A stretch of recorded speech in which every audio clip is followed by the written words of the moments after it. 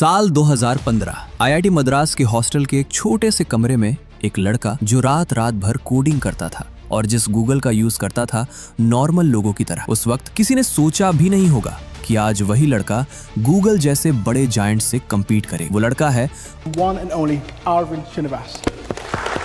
With Perplexity CEO Arvind Srinivas. Arvind Srinivas, जिसने 2022 में अपना स्टार्टअप परप्लेक्सिटी स्टार्ट किया, जो आज गूगल जैसी कंपनी के लिए थ्रेट बनी हुई है और जिसकी वैल्यूएशन आज $20 बिलियन तक रीच कर चुकी है। तो आखिर कैसे एक मिडिल क्लास बॉय ने ये पॉसिबल किया और क्या खास है जो परप्लेक्सिटी को बाकी एआई टूल्स से डिफरेंट बनाता है कि सिर्फ कुछ ही ईयर्स में ये $1 बिलियन कंपनी बन गई और इतने बड़े एआई टूल्स को टफ कंपटीशन दे रही है।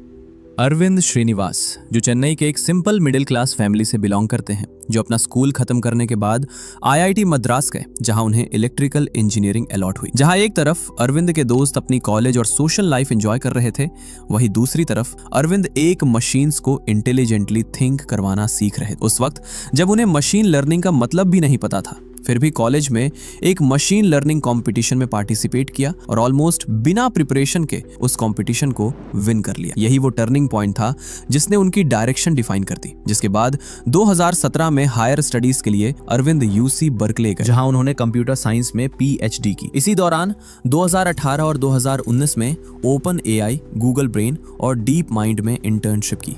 यही अरविंद को क्लैरिटी मिल गई कि परफेक्ट सर्च का मतलब एडवांस एआई होता, जिसके बाद नवंबर 2022, जब इंटरनेट का मतलब ज्यादातर लोगों के लिए सिर्फ गूगल ही था, तभी लॉन्च होता है चैट जीपीटी और एक डिजिटल लैंडस्केप ट्रांसफॉर्म हो गया, जहां लोगों ने पहली बार एक्सपीरियंस किया कि कंप्यूटर सिर्फ आंसर्स नहीं देते, बल्कि कॉन्टेक्स्ट, लैंग्वेज और यूजर के इमोशन को समझकर उनके अकॉर्डिंग आंसर प्रोवाइड कर सकते हैं। बट प्रॉब्लम ये थी कि चैट जीपीटी की भी कुछ लिमिटेशंस थी, जैसे रियल टाइम इंफॉर्मेशन अनअवेलेबल होना और वेरीफाइड सोर्सेज विजिबल नहीं होते थे, जिस वजह से यूजर्स फुल्ली ट्रस्ट नहीं कर पाते थे। सो जहां एक साइड गूगल था जो सर्च करने पर मल्टीपल लिंक्स प्रोवाइड करता, वहीं दूसरी साइड चैट जीपीटी जो यूजर से ह्यूमन टोन में आंसर तो देता बट कोई लिंक्स या सोर्सेज शो नहीं करता। एग्जैक्टली यहीं पर एक मैसिव गैप एग्जिस्ट करता था और इसी गैप को फिल करने के लिए अरविंद श्रीनिवास ने इनिशिएटिव लिया और यहीं से इवॉल्व हुआ परप्लेक्सिटी का कॉन्सेप्ट। एक ऐसा एआई जो इंटरनेट से रियल टाइम डेटा फेच करे, उसे कंसाइज समरीज में प्रेजेंट करे एंड हर इनसाइट के साथ क्रेडिबल सोर्सेज भी डिस्प्ले करे।